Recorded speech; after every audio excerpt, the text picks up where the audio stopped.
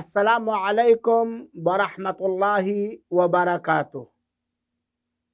موضوع ہے اپنے پیشاب کے چھینٹوں سے بچنا واجب ہے۔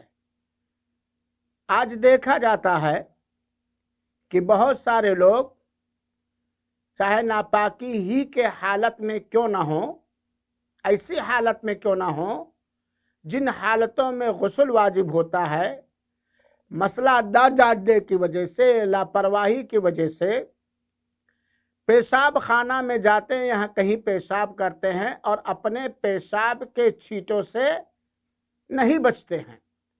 اسی لیے بہت سارے لوگ کھڑے کھڑے پیشاب کرتے ہیں اور پیشاب کے چھینٹوں سے بچنے کا کوئی معقول انتظام نہیں کرتے ہیں۔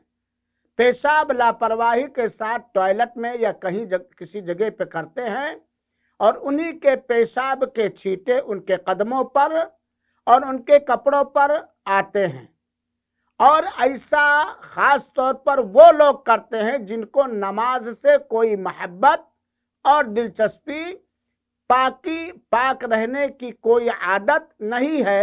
ان کے ہاں پاکی اور ناپاکی دونوں یکساں نظر آتا ہے۔ میرے مسلمان بھائیوں اور ساتھیوں، اپنے پیشاب کے چھینٹوں سے بچنا یا عام طور پر پیشاب کے چھینٹوں سے بچنا یہ فرض اور واجب ہے، اور اگر کوئی شخص پیشاب کرتے وقت اپنے پیشاب کے چھینٹوں سے نہیں بچتا ہے تو فرمان رسول اکرم صلی اللہ علیہ وسلم کے مطابق اسے اس کی قبر میں عذاب دیا جائے گا، اور قبر کا عذاب بہت ہی سخت ہوگا۔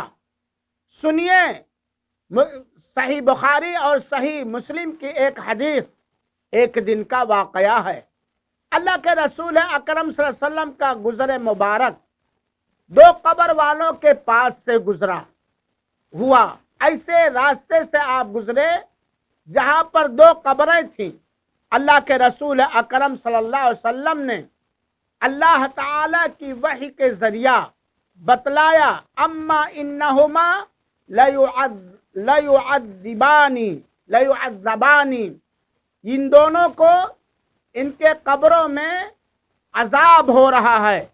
یہ اللہ کے رسول اکرم صلی اللہ علیہ وسلم کو اللہ تعالی نے وحی مبارک کے ذریعے بتلایا، اور عذاب کی وجہ اللہ کے رسول اکرم صلی اللہ علیہ وسلم نے بصراحت فرمایا، وما يعذبان فی کبیر، کسی بڑے معاملے کی وجہ سے ان دونوں کو عذاب نہیں ہو رہا، یعنی بچنے کی حیثیت سے، احتیاط کی حیثیت سے، پرہیزی اختیار کرنے کی حیثیت سے ان کے لیے آسان تھا، کوئی بڑی بات نہیں تھی، بآسانی ان دونوں عذاب قبر کے اسباب سے بچ سکتے تھے۔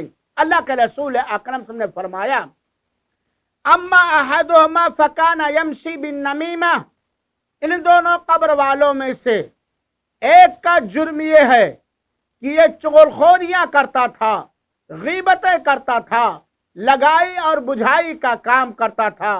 حدیث کے اس ٹکڑے سے یہ بات واضح ہوتی ہے کہ غیبت، چغلخوری قبر کے عذاب میں سے، قبر کے عذاب کے اسباب میں سے ایک بہت ہی بڑا سبب ہے، اور غیبت سے بچنا کوئی کٹھن نہیں ہے، کوئی مشکل نہیں ہے، کوئی دشوار گزار امر نہیں ہے۔